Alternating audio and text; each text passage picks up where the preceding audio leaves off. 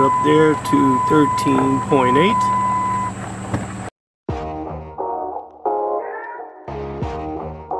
Hey, how you doing? We're gonna replace the battery on the Jeep. I get out to the car and a weak start and click click, not going. So with that, check the lights, check everything, make sure everything had been off, and the battery had drained while I had been away for a while from it. But the battery was kind of weak, decided to replace it. So the one thing about why I love these old Jeeps is that right over here you can see that it's charging just below 14, about 13.8. Alright, so how do I know if the battery is getting charged by the alternator? And I'm going to simply start the engine.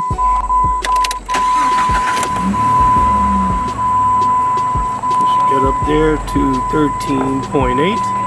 But if it wasn't holding the charge, that all signals point to a dead or dying battery.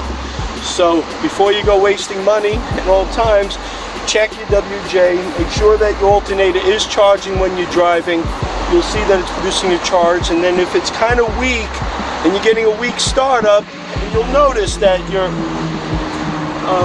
battery charge or that your electrical charge is running on the low side. Be aware, that's a good signal that an indicator could be a dying battery. Let's avoid any issues. Let's just replace the battery. And what battery do we want to replace it with?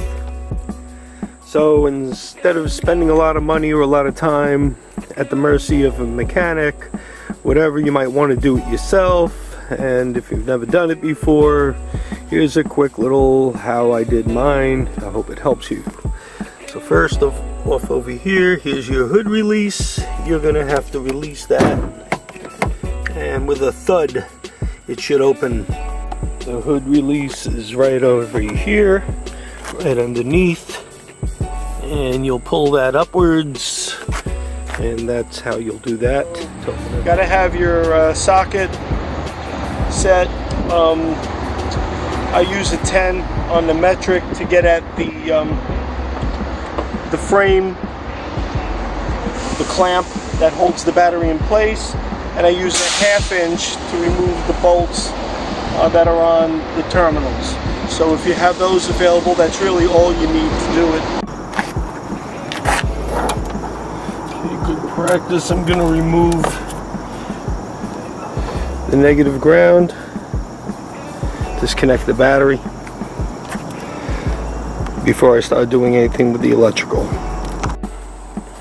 So which battery is right for you? Well, for me, I wanted as much cold cranking amperage and as much at 32 degrees as I can get. 850 with 1000 starts it right up, or it should. Before I do the replacement, I would make sure that my belts are secured, not loose, not cracked, and that the alternator here is getting what it should. I'll check that all my lines are nice and secure, and then we'll replace the battery. So here we go. I unscrewed over here on the side. Over here is a clamp. We can use the 10 metric to unscrew this so that it becomes loose, and that'll clamp the battery down into place. So I didn't record taking the thing out, but I'll show you how to put it in. And luckily enough, on the WJ, it sits right up on top of the frame, and it fits in very, very snugly. It's pretty amazing how you do. Now at that point, what we'll do is we're going to ratchet down the clamp. It's really that simple, and we'll put our connections back on. Alright, so now you have the battery in place. I just did the simple thing. I went to Walmart. Walmart has a great deal for these batteries. They give you a 3-year warranty on it. It's like 140 bucks. I gave the guy the old battery as a core. Real nice today. Got to be like 95, 96 degrees, high humidity here in Jersey. So first thing I want to do is I want to get on the install.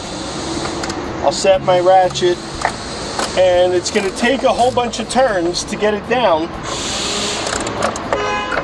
Being that mine is about 22 years old, it's not the easiest, but you want to make sure that it's secure. It's a long screw to go down. I'm keeping the terminals on the battery capped for now until I get the clamp and everything secured. It's really easy. It's right up on top, so you can, with an extension, gain access to it. And like I said, it takes a whole bunch of turns to get it secured down. It's a long bolt, and I see we're getting it tighter and tighter. I'm not going to over snug it because I don't want to strip it. It's made out of plastic, and you know how that goes. Real good, real easy. Now we'll secure the positive, and then we'll secure the negative terminal, and we should be good to go. All good, nice and secure. Now for the terminals, I'm going to use an extended half, okay, because as you can see, the posts are a little bit longer, and I'm going to wear an insulated glove.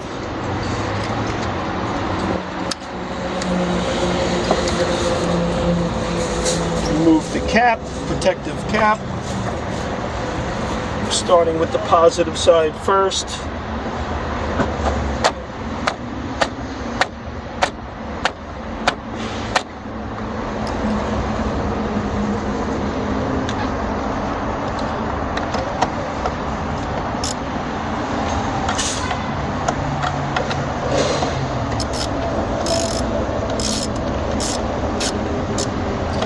Now I'm going to snug it down,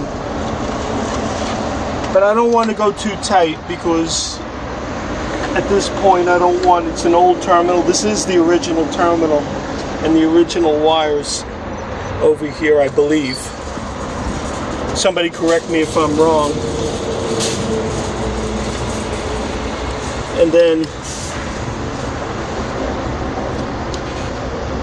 we've got the boot. How about that?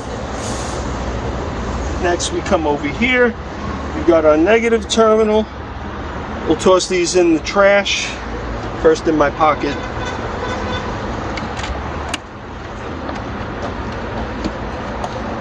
And there we go. We should have juice right now in the car.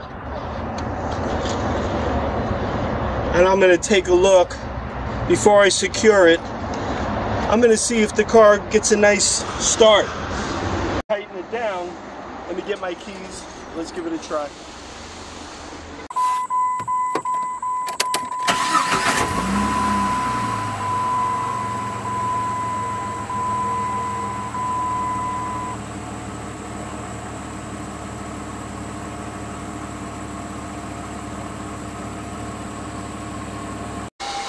And there you go. Starts right up. Bang. We'll see if it retains its charge. But everything, all the systems look normal. I know it was the battery because even after letting it idle for about 20 minutes, it was still a weak startup. I can see on my alternator, we have over here so the one thing about why I love these old Jeeps is that right over here you can see that it's charging just below 14, about 13.8. The alternator is working, but if it wasn't holding the charge, that all signals point to a dead or dying battery. So before you go wasting money at all times, check your WJ, make sure that your alternator is charging when you're driving. You'll see that it's producing a charge, and then if it's kind of weak and you're getting a weak startup, you'll notice that your battery charge or that your electrical charge is running on the low side. Be aware, that's a good signal that an indicator could be a dying battery. We are good to go. So that's how you change your battery and know if your battery needs a changing on these old Jeeps.